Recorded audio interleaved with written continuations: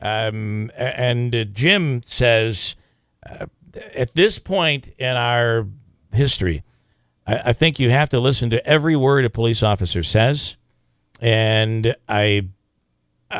not saying we know what happened prior to this and what caused the shooting, but if a police officer says don't reach for the glove compartment, I think you kind of have to freeze, right? Yeah, right. For fear that something could happen. Right. So what's your take here? No, again, that was something that stuck out to me. What Andrew said was her reaction, but again, I could not imagine being in that situation.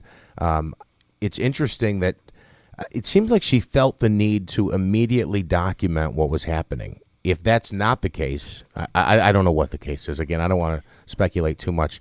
My other thought is what starts as a tail light out with a guy who seems to be a law-abiding citizen, who, as you said, he's obviously, he doesn't have a felony because he's got a concealed carry permit. Right, because I don't think you can have that if you have a felony. I don't know what the laws are in Minnesota, but obviously the reports coming out so far say he did not have a criminal record. I just don't understand how that escalates so quickly from a.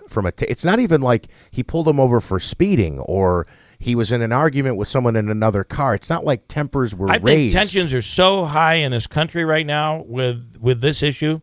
I think it's very easy to escalate, and I'm not saying that's right, but it happens, and but tensions are so high across the country on this issue. Christine, what are your thoughts? What do you think? Two thoughts. One is that I am alarmed by her apparent coldness, as I am about the officer's apparent lack of calmness. So yeah, I mean, he's hysterical. I mean, he's screaming and crying. It is that, and that's one of the things we've talked to with Lieutenant Houck over the years about how important it is for a police officer to stay calm. And he clearly, he's going through an emotional catastrophe in his own right. But you're right. I mean, at what point we kind of need somebody to be under control, and it wasn't until the other officers came in where some order, and obviously, they put the woman down. They have to handcuff her. You've got to secure the scene, I would assume, right?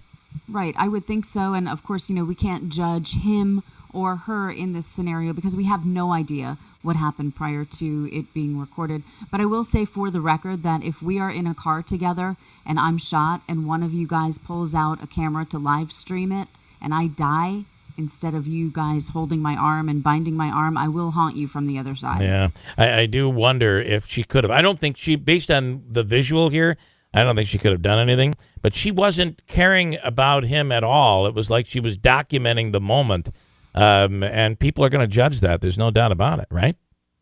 I mean, I don't know why. We don't know what was going through her head. It's hard to understand, but wow. Andrew. Well, and of course, too, I believe, and correct me if I'm wrong, this was the night after the incident in Baton Rouge. So that may have had something to do with why she had decided to document it. But also, too, I think that it's somewhat, and again, we don't know the mindset of any of these people. I don't think the moment in Baton Rouge played, I wouldn't know, obviously. Well, but there's a general temperament in the country right now about police officers shooting black people. So if you're black, I would imagine that's on your mind, which is probably what led to the woman to do the to do the Facebook. But I would have thought the first thing I would have been concerned with was my daughter in the back seat, and the second thing would be my boyfriend who's lying there bleeding. Right. I mean, could you have done something? And also, too, I mean, I think that there's something to be said, and again, I'm not excusing what the police officer did or minimizing it either, but the fact that he is upset, the fact that he does seem to be maybe upset or kind of upset with himself for doing this, maybe shows that there wasn't anything racially involved, but maybe he was just a nervous cop that did something wrong.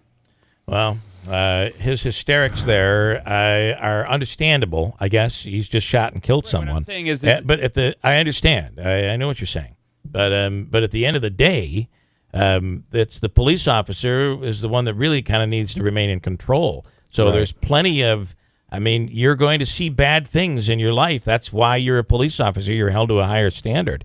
So at the same time with a woman being completely callous and completely hyper focused on getting that video out, not taking care of but we're seeing this all over the country now, aren't we, Christine? We were just talking about this. Long before somebody tries to save somebody, they want to videotape it and then get it out, and then they'll try to save the person. I mean, we're seeing this happen all over the place. And it really says so much about our society. I mean, my perspective on crime is changing somewhat, although I grew up in a city that was full and fraught with crime. You know, I had lived away from that for many years and kind of distanced myself from it, where I saw crime, and specifically violent crime, i.e. murder, as being somewhat of an anomaly. And, you know, now I'm living in a vicinity where, you know, this city is one of the top 10 in crime in the country, in violent crime and murders in the country. And, you know, you listen to this woman's voice and you think, okay, she has experienced maybe so much crime in her life, or at least witnessed so much of it, that she's now at the point where she's really ready to, like you said, document this instead of providing assistance to someone. And I think that says so much about our society. Not a good thing. It says nothing good about our society. I will say this: so many times when something like this happens, we always we're never there. We want to be there somehow to be there. Well, we're certainly right. I mean, I think we're all better off to see videos. I know that not everybody agrees with that, but I think we're better off to see it. I only wish he had a body cam on, because we could have saw exactly what happened. Now it's going to be this officer's word against, unless there's another video out there, it's this officer's word against this woman's word and this little girl that's in the car. And then, just in fairness, in hindsight, I don't think she couldn't have saved him. You know what I mean? I don't think she could have either. No, he was clearly shot in the chest. He was dying. I got a break. We'll talk more about it coming up. WIBX Utica Rome. It's 8 o'clock.